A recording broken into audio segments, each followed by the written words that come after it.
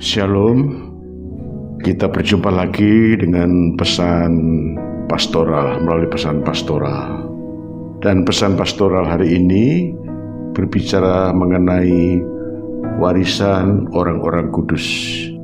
Warisan orang-orang kudus. Kita bersyukur Tuhan telah memberikan satu warisan yang amat sangat besar. Dan saya yakin bahwa kita akan sungguh terkagum-kagum, terpesona, dan saya bersyukur kepada Tuhan, pada Bapa kita yang Maha Baik, yang telah menganugerahkan warisan yang tak ternilai ini. Mudah-mudahan ini akan terus memberikan kekuatan, inspirasi kepada kita semua, khususnya yang sedang hidup di tengah-tengah pandemi yang masih berkepanjangan hari ini. Hari ini saya berbicara tentang warisan yang ditinggalkan bagi orang-orang kudus, bagi gerejanya. Ada 4 warisan. Yang pertama adalah firman Tuhan atau Alkitab. Mari kita baca dalam 2 Timotius pasal 3 ayat 16. Segala tulisan yang diilhamkan Allah memang bermanfaat untuk mengajar, untuk menyatakan kesalahan, untuk memperbaiki kelakuan, dan untuk mendidik orang dalam kebenaran. Dengan demikian, tiap-tiap manusia kepunyaan Allah diperlengkapi untuk setiap perbuatan baik. Warisan pertama yang ditinggalkan adalah firman Tuhan. Kita telah membaca tadi bahwa segala tulisan yang diilhamkan Allah. Apa itu? Segala tulisan yang diilhamkan Allah. Seluruh Alkitab, dari kitab Kejadian sampai kitab Wahyu yang jumlahnya 66 buku. Memang penulisnya adalah manusia yang terdiri dari berbagai latar belakang. Ada yang gembala, pekerjaannya adalah menggembalakan ternak. Ada raja, ada sastrawan, ada dokter, Lukas misalnya, lalu ada nelayan-nelayan, dan masih banyak orang dengan berbagai latar belakang. Penulisnya adalah manusia, tetapi mereka adalah manusia yang telah mendapatkan inspirasi, yang telah diilhami oleh Roh Kudus, dan yakinlah bahwa Alkitab yang ada di tangan kita, Alkitab yang kita miliki adalah firman Allah yang sudah barang tentu jauh dari kesalahan, jauh dari kekeliruan.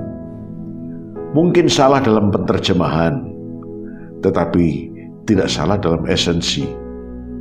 Jadi isinya tidak pernah salah, karena ini adalah firman Tuhan. Sebab itu kita harus mempercayai itu, meyakini itu. Dan itu menjadi salah satu pengakuan iman kita bahwa Alkitab adalah firman Allah. Segala tulisan yang diilhamkan Allah memang bermanfaat, sangat berguna untuk kita, bermanfaat untuk kita. Bermanfaat untuk apa? Bermanfaat untuk mengajar, untuk menyatakan kesalahan, untuk memperbaiki kelakuan, karakter, dan untuk mendidik orang dalam kebenaran. Ketika kita membaca Alkitab, ibaratnya seperti seorang yang sedang berdiri di depan cermin. Ketika kita berdiri di depan cermin, ada yang gak beres dalam penataan wajah kita. Ada flek-flek hitam, ada flek hitam di dahi kita. Anda tidak pernah tahu selama Anda tidak berdiri di depan cermin. Tetapi dengan berdiri di depan cermin, kita tahu ada flek hitam yang perlu dibersihkan. Dasinya miring, perlu diperbaiki. Jadi seperti itu. Bermanfaat untuk mendidik kita, untuk mengajarkan kebenaran. Alkitab mengajar tentang bagaimana hidup kudus, hidup dalam ketulusan hati, hidup dalam kejujuran, hidup dalam kasih, hidup dalam ketaatan akan firman-Nya, mengajarkan tentang etika, mengajarkan tentang moral, kita bersyukur untuk itu. Tiap kali kita membaca Alkitab, merenungkan Alkitab, kita bukannya ditunjukkan kelemahan kita, ya. Alkitab juga mengajarkan, memberikan pada kita manfaat untuk mengajar.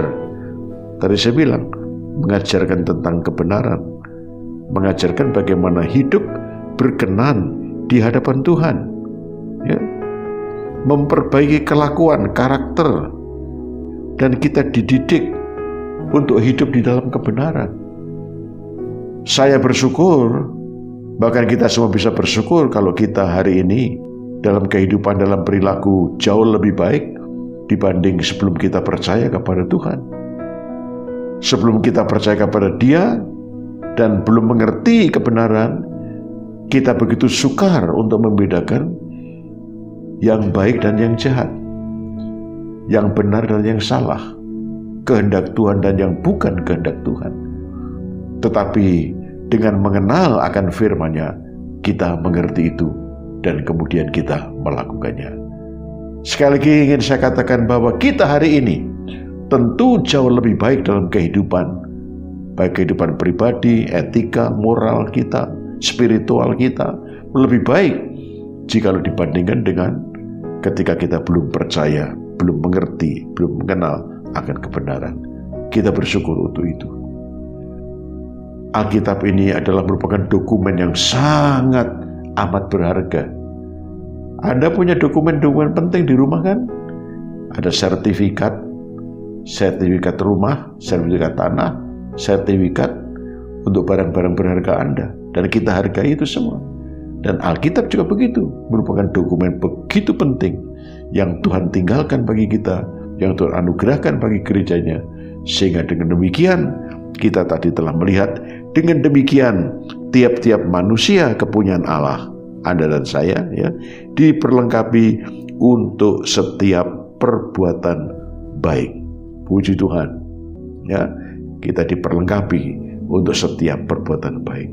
Sekarang kita tahu melalui pengajaran kebenaran dari firman Tuhan, melalui didikan dari firman Tuhan ini, kita tahu apa yang harus kita kerjakan.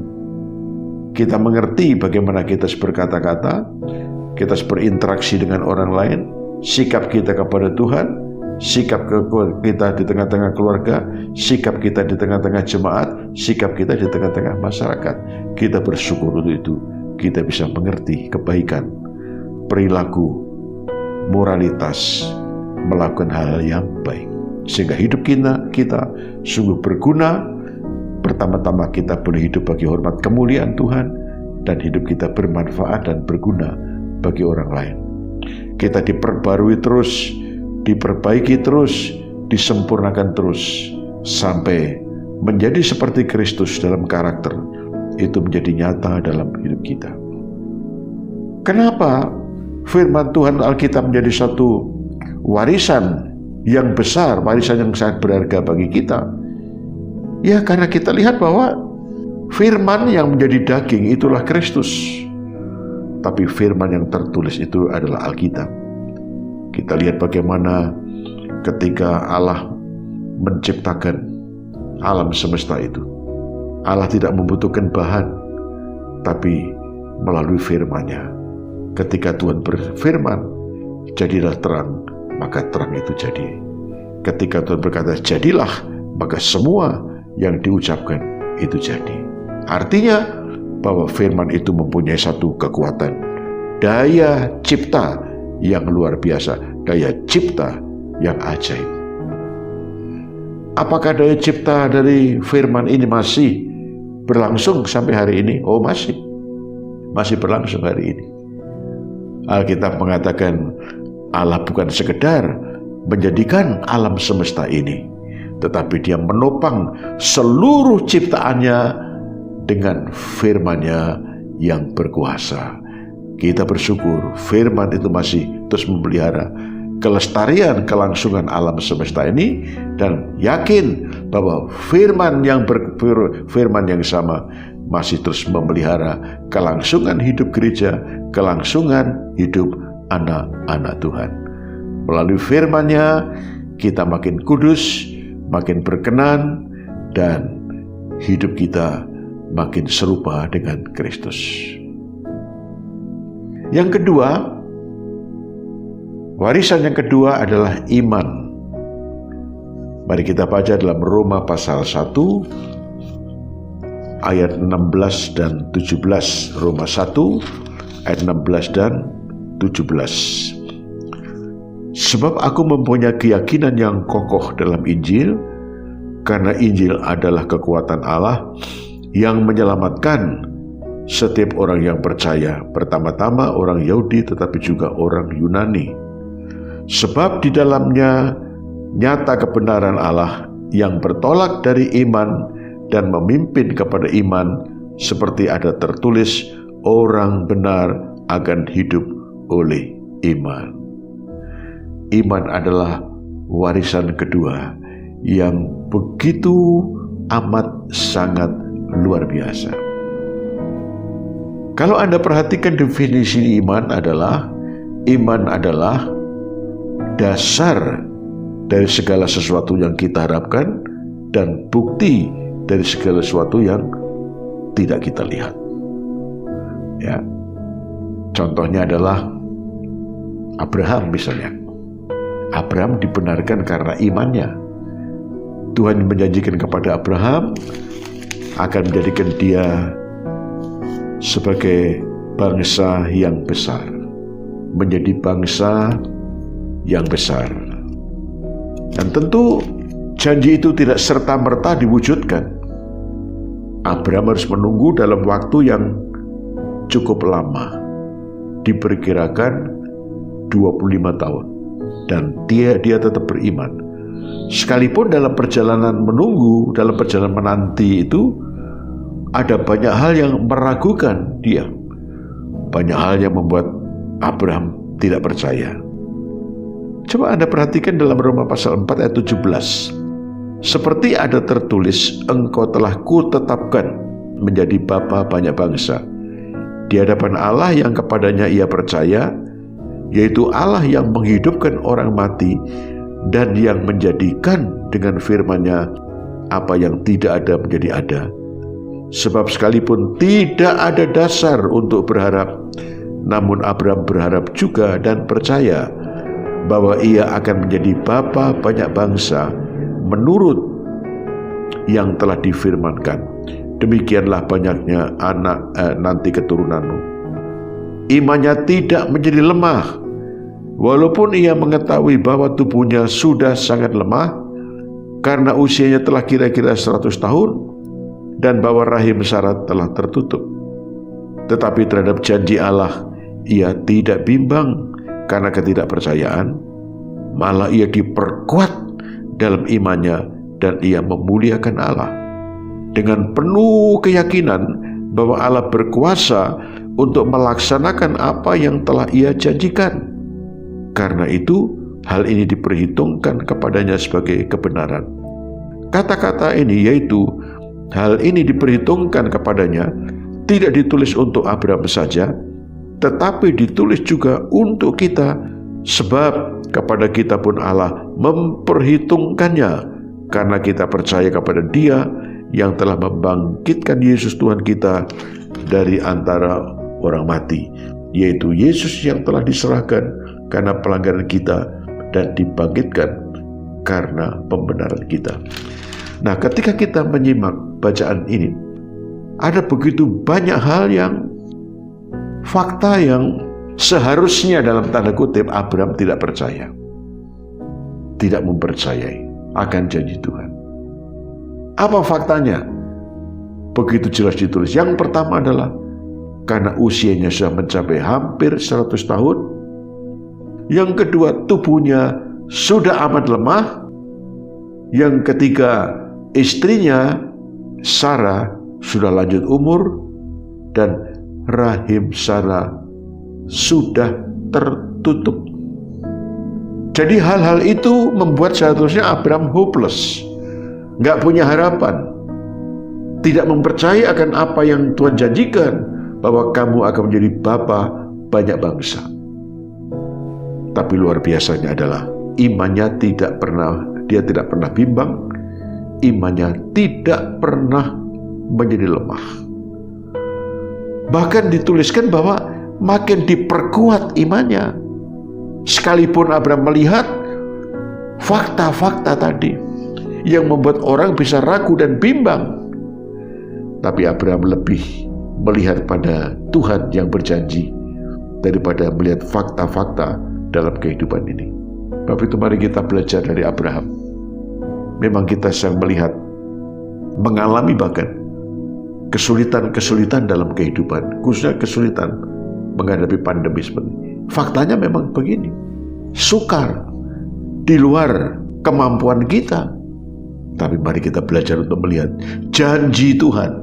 Dengan iman kita melihat apa yang Tuhan janjikan, itu iya dan amin. Dengan iman kita percaya Tuhan pasti bisa melakukannya. Beberapa hal yang dimiliki oleh Abraham adalah Abraham yakin bahwa Allah berkuasa untuk membangkitkan orang-orang dari kematian sekalipun.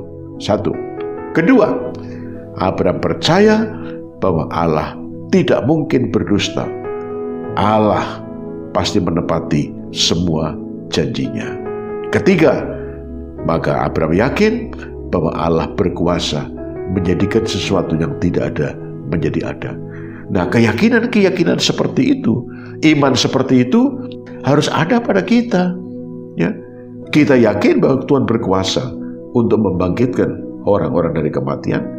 Kita yakin Tuhan pasti memelihara kita. Tuhan pasti menepati firman-Nya yang diberikan pada kita tentang janji perlindungan, janji proteksi, janji pemeliharaan. Kita yakin Tuhan bukan sekadar berjanji, Dia pasti akan menggenapi apa yang Ia janjikan. Dan kita bersyukur untuk itu. Dan Allah berkuasa untuk menjadikan dari yang tidak ada menjadi ada. Sama, Allah kita tetap sama dalam Kristus. Dia tak akan pernah berubah. Dulu, kemarin, hari ini, bahkan sampai selama-lamanya. Maka dengan demikian Allah memperhitungkan iman Abraham. Ya kan? Kita membaca tadi.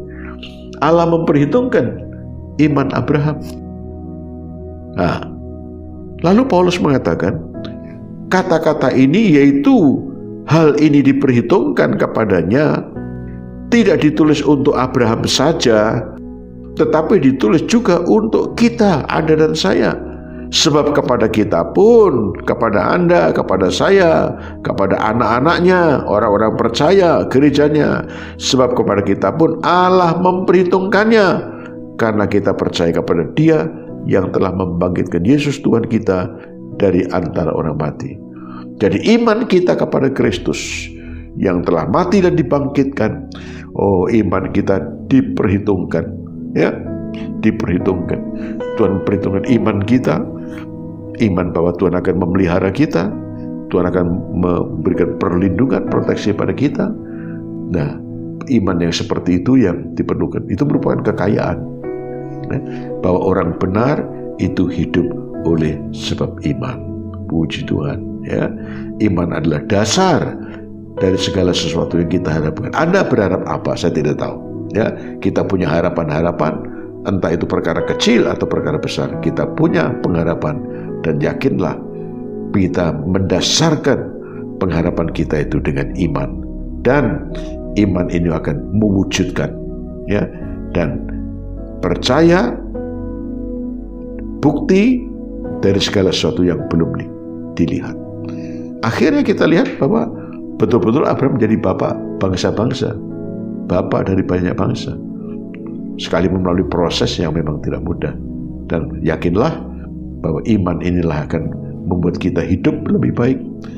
Iman kepada Tuhan, iman kepada sabdanya, ya, beriman mendapatkan hidup yang kekal, beriman mendapatkan pengampunan, beriman Anda sudah menjadi ciptaan yang baru, beriman masa depannya lebih baik, dan iman demikian itu diperhitungkan oleh Tuhan sebagaimana Tuhan perhitungkan imannya Abraham. Yang ketiga, tugas. Nah, ini yang seringkali diabaikan, seringkali dilupakan. Ya, ini adalah warisan, ya, merupakan warisan yang harus dikerjakan. Jadi kita mendapatkan warisan firman-Nya yang berkuasa. Kita mendapatkan warisan iman, bahkan iman yang bisa memindahkan gunung. Hebat itu. Tapi kita punya warisan tugas. Injil Matius 28 ayat 19 atau ayat 18 mulai sampai ayat 20. Yesus mendekati mereka dan berkata, "Kepadaku telah diberikan segala kuasa di sorga dan di bumi. Karena itu pergilah, jadikanlah semua bangsa muridku, dan baptislah mereka dalam nama Bapa dan Anak dan Roh Kudus, dan ajarlah mereka melakukan segala sesuatu yang telah kuperintahkan kepadamu, dan ketahuilah aku menyertai kamu senantiasa sampai kepada akhir zaman." Yesus bersabda, "Kepadaku telah diberikan segala kuasa di sorga dan di bumi." Artinya apa? Artinya tidak satu orang pun, tidak satu pribadi yang memiliki kuasa sama seperti kuasa Yesus. Dialah satu-satunya yang mempunyai otoritas atas seluruh alam raya ini. Segala kuasa, kuasa di sorga, kuasa di bumi, tidak ada yang sama dengan Yesus. Kita bersyukur bahwa kita memiliki Allah yang seperti itu. Kita tahu kepada siapa kita berbakti, kepada siapa kita menyembah, kepada siapa kita percaya. Seperti Rasul Paulus pernah mengatakan, "Aku tahu kepada siapa aku percaya." Ya, ada begitu banyak orang menyembah Allah, tapi Allah yang tidak mereka kenal, Allah yang tidak mereka ketahui.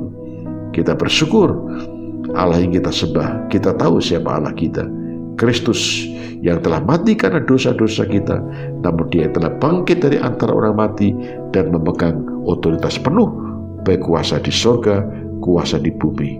Kita bersyukur bahwa bahkan kuasanya itu kekal sampai selama-lamanya. Nah, Tuhan yang berotoritas, Tuhan yang telah bangkit dari antara orang mati itu, Dia memberikan pesan itu yang dikenal sebagai amanat agung. Dan kita harus mengerjakannya, menjalankan tugas ini. Kita tidak hanya menerima anugerah berkat-Nya melalui firman, anugerah berkat Tuhan melalui iman, tapi juga menjalankan tugas dan panggilan kita. Dia datang bukan hanya untuk satu suku bangsa, Dia datang untuk seluruh dunia ini. Apapun warna kulitnya, apapun tradisi budayanya, Tuhan cinta semua. Yohanes 3:16 kan? Karena demikianlah Allah mengasihi dunia sehingga dikaruniakan putranya yang tunggal, supaya barang siapa yang percaya kepada Dia tidak binasa, melainkan beroleh hidup yang kekal. Itu. Cuman ada persoalannya. Ketika Tuhan bersabda, "Setiap orang yang berseru kepadaku akan diselamatkan." Yang berseru kepadaku akan diselamatkan. Tapi bagaimana mereka diselamatkan kalau mereka belum pernah mendengar? Nah, ini persoalan. Ini tugas kita. Kristus telah mati di kayu salib, menyelesaikan semua tugas misi yang Bapa berikan untuk menebus dunia, menebus bangsa-bangsa. Nah, kitalah yang harus menjalankan amanat agung itu. Cuman yang dikasihi Tuhan, sebab barang siapa yang berseru kepada nama Tuhan akan diselamatkan. Itu janji Tuhan. Tetapi bagaimana mereka dapat berseru kepadanya jika mereka tidak percaya kepada Dia? Ya kan? Bagaimana mereka dapat percaya kepada Dia jika mereka tidak mendengar tentang Dia? Bagaimana mereka mendengar tentang Dia jika tidak ada yang memberitakannya? Dan bagaimana mereka dapat memberitakannya jika mereka tidak diutus? Seperti ada tertulis betapa indahnya kedatangan mereka yang membawa kabar baik. Kitalah yang diutus, gerejanya yang diutus, gereja yang telah diselamatkan, gereja yang telah diberkati, gereja yang telah mendapat janji kekayaan rohani yang begitu besar. Maka gereja diutus, pergilah. Kita tidak bisa menghindar dari tanggung jawab ini. Ini tidak boleh diserahkan kepada gereja dalam pengertian institusi. Ya. Banyak orang Kristen begitu, itu kan urusan gereja, urusan hamba Tuhan. Ini urusan kita semua. Memang ini adalah tugas yang harus diemban oleh setiap institusi gereja. Tapi jangan lupa, tugas pemberitaan ini adalah tugas yang harus diemban dan dikerjakan setiap orang, pria, wanita, tua ataupun muda. Saya berdoa mudah-mudahan Roh Kudus menanamkan kebenaran ini, menyadarkan kita, dan kita mau melakukannya. Saya mengatakan, sudah dikasih Tuhan, pandemi ini adalah merupakan proyek dari satu kekuasaan gelap, kekuasaan jahat, kuasa jahat. Proyek apa? Proyek kematian. Bayangkan pandemi yang lebih kurang 2 tahun ini bisa membunuh jutaan manusia di seluruh dunia. Bahkan ada orang yang mengatakan, hari-hari ini dunia lagi panen kematian. Apalagi dengan merebaknya yang varian baru setelah India yang begitu mengerikan, ini masuk Indonesia. Sangat memprihatinkan, sehingga Indonesia itu ditempatkan pada ranking 1 yang terparah virus COVID-19 hari ini. Kita tidak menyalahkan siapa-siapa, tapi saya melihat ini adalah proyek kematian yang dibangun oleh kuasa gelap. Sebab itu kita harus melawan. Melawannya bagaimana? Melawannya kita harus membangun proyek kehidupan. Apa proyek kehidupan itu? Ketika kita memberitakan Injil. Ya, pergilah kamu ke seluruh dunia, beritakanlah Injil. Barang siapa yang percaya akan selamat. Selamat dalam pengertian hidup yang kekal. Kita harus melawan itu. Kita membuat balance, keseimbangan untuk itu. Kalau kuasa gelap membuat proyek kematian, gereja, umat Tuhan membuat proyek kehidupan. Ya, kita harus menjalankan ini dengan baik. Kita tidak boleh berpangku tangan. Semakin lama, semakin kita berdiam diri, semakin gereja berdiam diri, umat Tuhan berdiam diri, makin banyak korban-korban yang berjatuhan. Saya tidak mengatakan ketika mereka percaya kepada Tuhan, mereka tidak terkena virus ini. Saya tidak mengatakan seperti itu, tidak. Mungkin karena virus juga membunuh orang-orang yang percaya kepada Tuhan. Tapi paling tidak, yang dijamah oleh virus ini kan, melalui pandemi ini kan cuma tubuhnya. Tapi jiwa dan rohnya kan tetap diselamatkan. Karena mereka telah mendengar Injil. Ya kan? Nah, sebab itu, mudah-mudahan ini menggugah kita semua. Kita tidak boleh bersikap apatis, bersikap masa bodoh, ya, tapi kita harus berperan. Kita berkata, Tuhan, inilah aku, utuslah aku Tuhan. Ya, utuslah aku Tuhan. Ya. Mudah-mudahan Roh Kudus menolong kita. Yang keempat, yang terakhir, warisan yang Tuhan tinggalkan adalah janji-janji. Wah, luar biasa. 2 Korintus pasal 6 dan disambung dengan 2 Korintus pasal 7. 2 Korintus pasal 6 dulu, kemudian kita sambung pasal 7 ayat 16, pasal 6 ayat 16. Apakah hubungan bait Allah dengan berhala? Karena kita adalah bait Allah. Saya ulang dari situ. Karena kita adalah bait dari Allah yang hidup menurut firman Allah ini. Aku akan diam bersama-sama dengan mereka dan hidup di tengah-tengah mereka, dan aku akan menjadi Allah mereka dan mereka akan menjadi umatku. Sebab itu keluarlah kamu dari antara mereka dan pisahkanlah dirimu dari mereka, firman Tuhan, dan janganlah menjamah apa yang najis, maka aku akan menerima kamu. Dan aku akan menjadi bapamu, dan kamu akan menjadi anak-anakku laki-laki, dan anak-anakku perempuan. Demikianlah firman Tuhan yang Maha Kuasa. Artinya firman ini datang dari Tuhan. Pasal 7 ayat 1. Saudara yang kekasih, karena kita sekarang memiliki janji-janji itu, marilah kita menyucikan diri kita dari segala pencemaran jasmani dan rohani, dan dengan demikian menyempurnakan kekudusan kita dalam takut akan Allah. Luar biasa. Ini warisan yang Tuhan berikan pada kita. Janji-janji. Kita menemukan dalam Perjanjian Baru begitu banyak janji-janji bagi gereja, janji-janji bagi umat Tuhan, janji-janji bagi anak-anaknya. Tapi di atas segala janji-janji, artinya janji di atas segala janji itu, yang paling hebat adalah yang barusan kita baca tadi.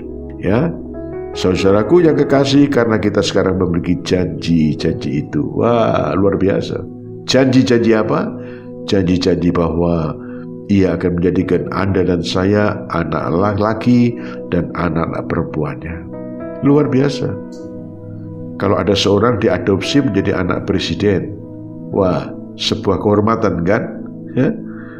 Kita diadopsi menjadi anak raja di atas segala raja. Jadi anak lelaki, anak-anak perempuanku, dia menjadi bapakmu, bapakku, dan kita menjadi anak-anaknya. Dia akan bergerak, diam bersama-sama dengan kita untuk selama-lamanya. Waduh, luar biasa. Ya, memang ada begitu banyak janji-janji kan? Janji pemeliharaan, janji membuka jalan ketika jalan buntu, janji kekuatan ketika kita lemah, janji harapan ketika kita putus kehilangan harapan. Banyak janji-janji. Janji kesembuhan waktu sakit, janji pertolongan ketika kita berseru. Ya, banyak janji-janji. Tapi janji di atas segala janji adalah Anda dan saya menjadi anak laki-laki dan anak-anak perempuan. Dia berjanji bersama dengan kita untuk selama-lamanya. Luar biasa. Apakah yang lebih besar dari ini? Ya, Anda bisa berpikir dan menjawab sendiri. Janji apakah yang lebih besar dari ini? Ya, lebih besar dari properti manapun, lebih besar dari kekayaan manapun. Ya, tidak satu kekayaan kemudian dunia dapat menandingi apa yang Tuhan janjikan bagi kita, menjadi anak laki-laki dan anak-anak perempuan. Luar biasa. Ya, sebab itu kita bersyukur untuk itu. Yakinlah itu. Ya.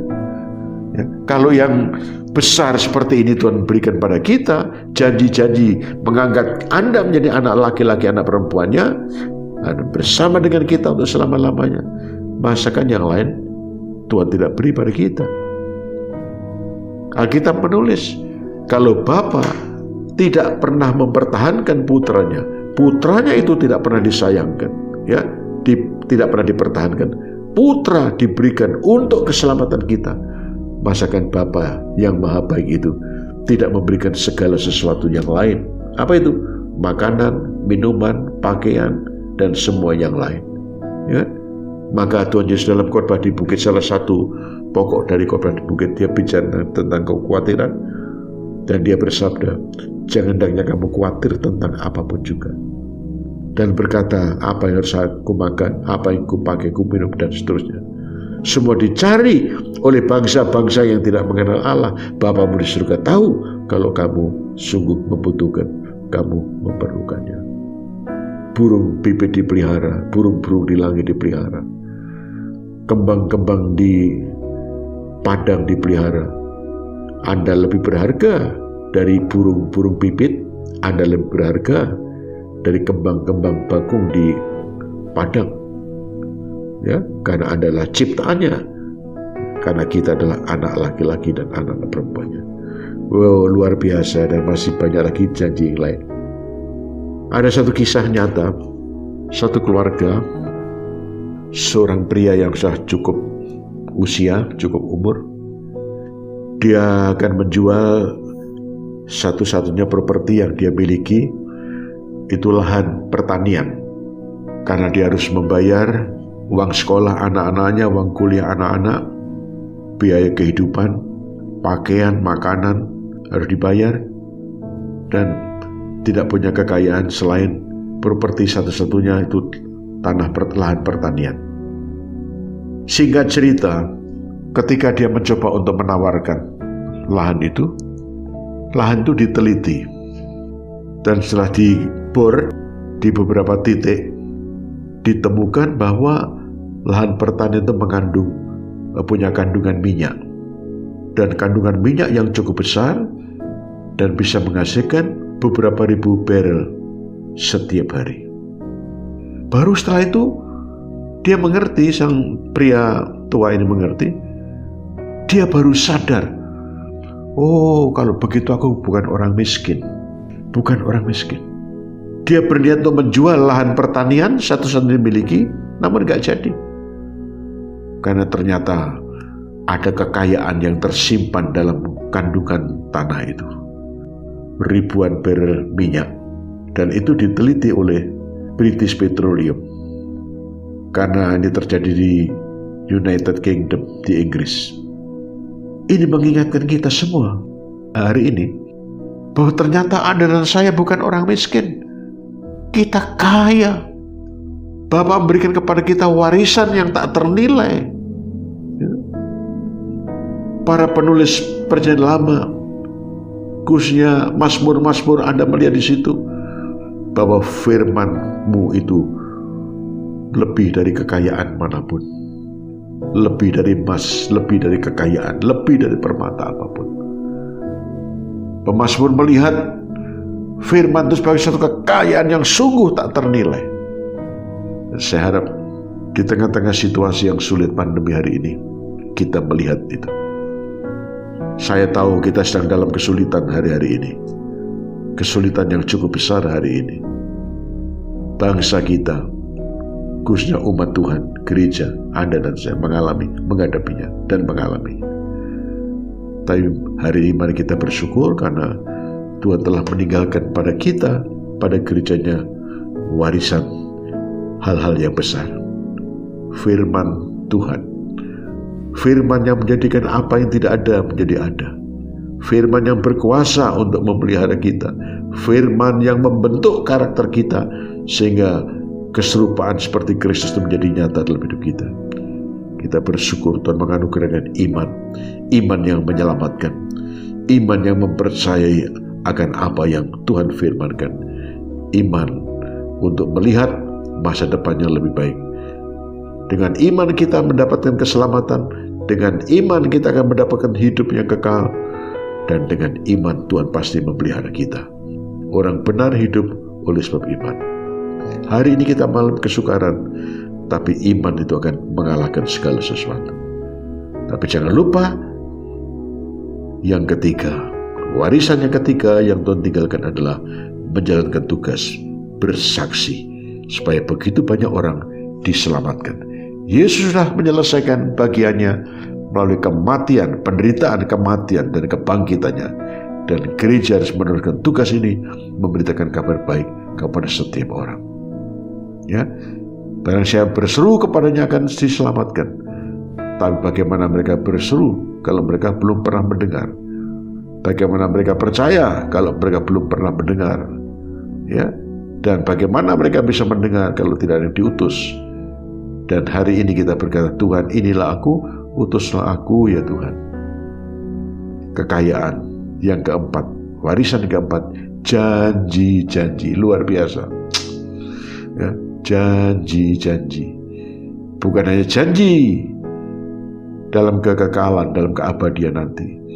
Janji-janji dalam kekinian kita juga Tuhan nyatakan kepada kita. Yakinlah itu. Bapa di surga, terima kasih buat firman-Mu. Ampuni kami Tuhan, seringkali kami mengukur kehidupan ini hanya dengan uang, dengan harta. Tapi hari ini kami juga boleh melihat mata hati kami dibukakan bahwa sesungguhnya kami bukan orang-orang miskin.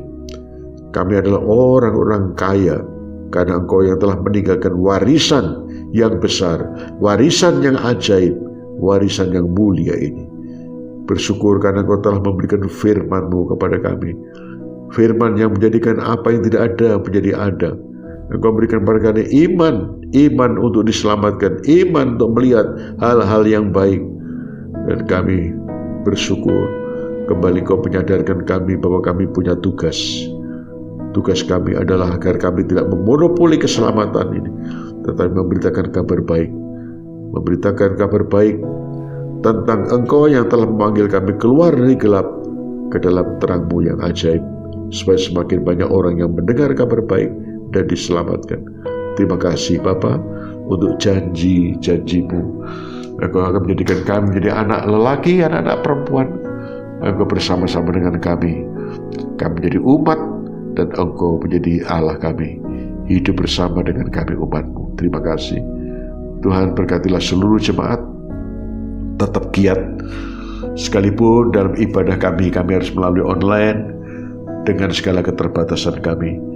Namun tidak pernah kiranya ini menjadikan iman kami menjadi lemah, kami menjadi kurang bersemangat, kami menjadi kendor, tapi menjadikan kami makin semangat mengasihi Tuhan, mentaati akan firman-Mu dengan baik. Berkatilah anak-anak yang lagi kuliah dan sekolah, sekalipun melalui online. Berkatilah umat-Mu, pekerjaan dan pertumbuhan rohani. Dalam nama Tuhan Yesus. Amin. Amin. Tuhan berkati, selamat berjuang. Immanuel.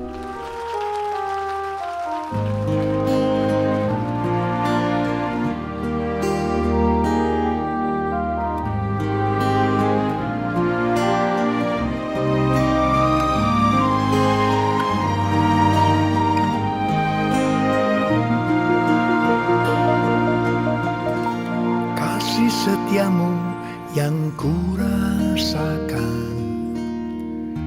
lebih tinggi dari langit biru.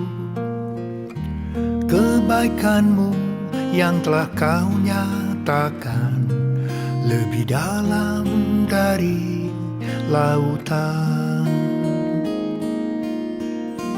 Berkat-Mu yang telah ku terima sempat membuatku terpesona. Apa yang tak pernah kupikirkan, itu yang Kau sediakan bagiku. Siapakah aku ini Tuhan?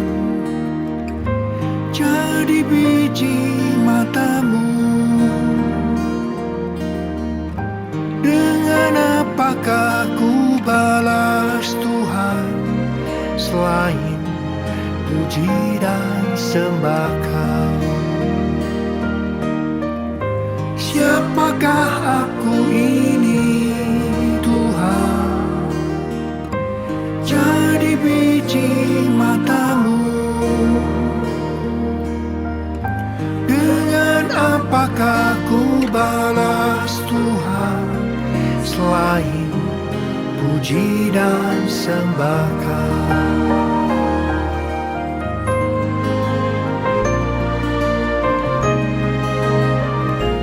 Kasih setiamu yang kurasakan lebih tinggi dari langit biru. Kebaikan-Mu yang telah Kau nyatakan lebih dalam dari lautan.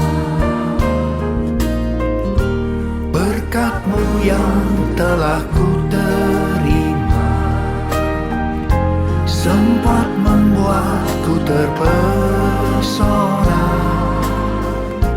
Apa yang tak pernah kupikirkan, itu yang Kau sediakan bagiku.